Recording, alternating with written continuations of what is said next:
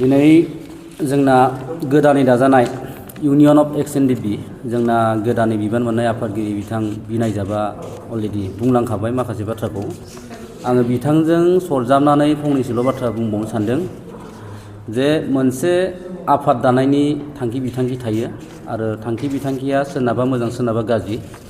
नाथाय दिनै जों union of X N D P जिथु जों गोदानै आफाद दाबाय गासै गं 20 आसामनि जिल्लानि गासै एक्स एन डि पिफोरा लोगो नांनानै ओंखायनो दा जोंनि जिथु मावनाय दांनाय बियो दासिमबो जोबाखै। मोनसे समाव हाथियार लाना नांदोंमोन, नाथाय दिनै सुक्तियाव फैबाय।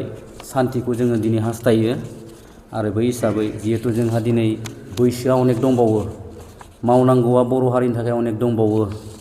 गतिके बेनि थाखाय जोङो गोदानै फिन रावजोंबो जेंना जेंसि खालामनो एबा गुलाय गुजाय जालायनो सानालासिनो थोंजोङैनो जोंनि जिथु थांखि बिथांखि मोजां समाजनि खामानि मावलांनायनि बे हाबाफारि बे थांखि जोङो दिनै मावलांफिननो सानदों। माखासे प्रब्लेमा दिनैबो जोंना जोबना थाङाखै आरो जाथि हिसाबै बर'आ दिनै बिटिसिल' नङा, दिनै आसामल' नङा, सारा बुहुमनाङैनो बर'आ थांना थानांगोन। आरो बै हिसाबैनो जों सुजुग सुबिदा जुदि मोनोबा इयुनाव गुबुन गुबुन आफादफोर जेरै दङ, जोंनि थांखि बिथांखि मावनाय दांनाय एबा नोजोरा जुदि बिथांमोनजों गोरोबबा बिथांमोनजोंबो जोङो जयैनो बर' हारिनि थाखाय मावलांनो थाखाय जों थियारि। आरो बेफोरबादिनो जोङो थांखिखौ लानानै दिनै नैबे आफादखौ गोदानै दादों। दिनै कार्बि आंलंनिबो समयसा दङ। कार्बि आंलंआ दिनै बर'फोरा बहाय गोबाव समनिफ्रायनो रायजो जानानै दङ, अब्लाबो गोबाव समनिफ्रायनो जिथु डिमान्ड दंमोन कार्बि आंलंनि बर'फोरा एसटि हिल स्टेटासखौ मोननांगौ होननानै दिनैसिमबो मोनफुंनो हायाखै। बेबो मोनसे प्रब्लेम दङ।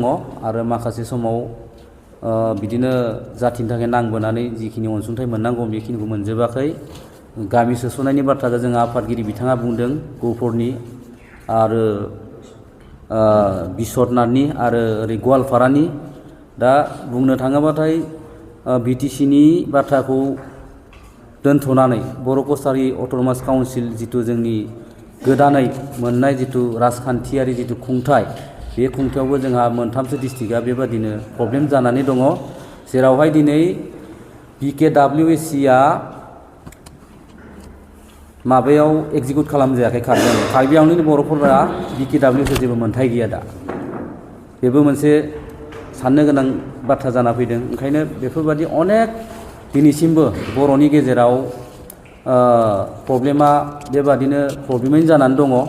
ओंखायनो बेफोरबादि दाबि देवाखौ जोङो दानि सोलिफु जिथु खुंथायाव थानाय जिथु सोरखार बिथांमोनजों जोङो लोब्बा लानानै बिथांमोनजों सावरायनायनि गेजेरजों बेफोरबादि समयसाखौ मावफुंनो थाखाय जोङो नैबे आफादखौ दानाय जादों। आरो आसा फारिदों रायजो राजानि जों अनसायनाय मोनगोन आरो जोंनि मावनाय दांनायखौ इयुनाव जायफोरा गनायगोन एबा मोजां मोनगोन बिथांमोनाबो जोंनि अरायसम जोंखौ बेबादिनो जों वेल उइसार जानानै थागोन जोंजों, बेखौ जों हास्थायदों, खावलायदों बयखौबो।